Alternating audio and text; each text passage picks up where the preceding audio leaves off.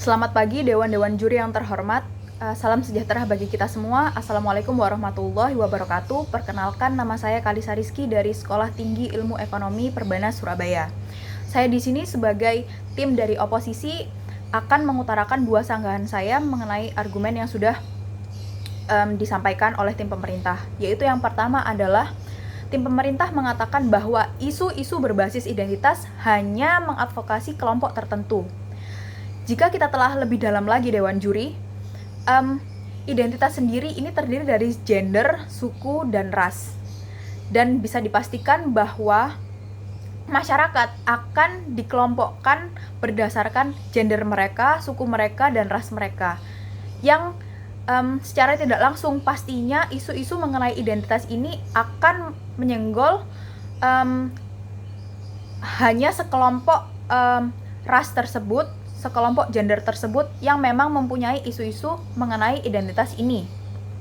Tetapi yang ingin saya tegaskan lagi adalah tujuan dari gerakan ini adalah untuk bisa mencapai kesejahteraan bagi semua orang dan kesetaraan bagi semua orang, tidak terikat apapun gender mereka, ras mereka, ataupun suku mereka.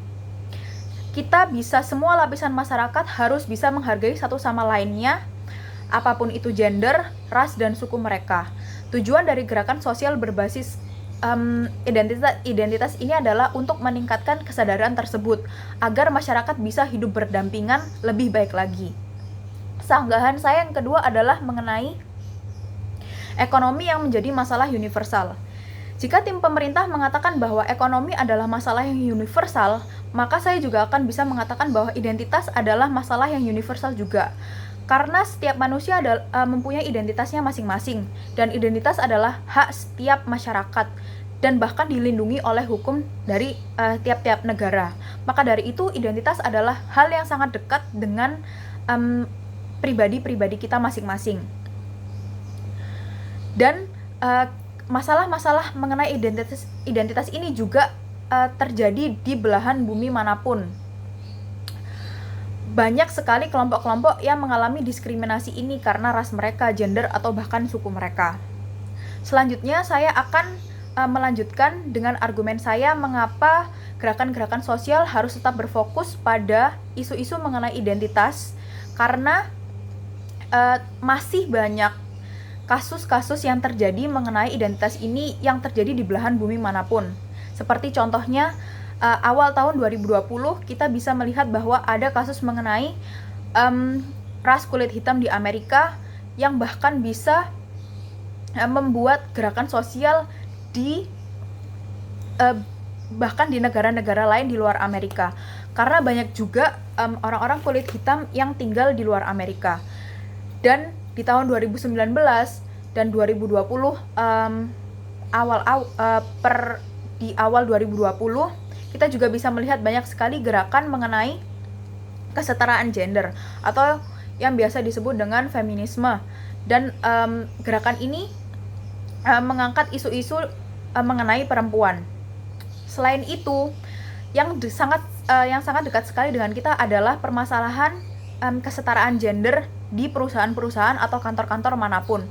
Kita mengetahui bahwa banyak sekali perusahaan yang masih membedakan atau memberikan gaji berbeda antara pegawai perempuan dan pegawai laki-laki. Menurut data di ASEAN sendiri, indeks kesenjangan gender itu masih sangatlah tinggi, sekitar 0,6. Itu artinya negara-negara ASEAN pun masih mengalami masalah-masalah dan isu ini. Dan isu ini harus bisa ditanggulangi atau bisa diingatkan lagi melalui gerakan-gerakan sosial ini. Seperti contoh lainnya, ada beberapa bidang di pekerjaan seperti di pertambangan, di teknologi, di sains, ilmu sains. Ketiga bidang ini lebih memilih untuk merekrut lebih banyak laki-laki daripada perempuan. Bisa dibayangkan bahwa kesenjangan sosial yang terjadi, kesenjangan gender yang terjadi masih sangatlah nyata di masyarakat kita. Maka dari itu, saya masih setuju bahwa isu-isu gerakan-gerakan sosial mengenai identitas ini masih menjadi fokus utama. Bahkan menurut studi dari McKinsey tahun 2000 bulan April tahun 2018, jika kita melibatkan banyak perempuan di setiap bidang di manapun, itu akan bisa membuat pertumbuhan yang lebih cepat terhadap suatu bidang tersebut. Sekian, terima kasih.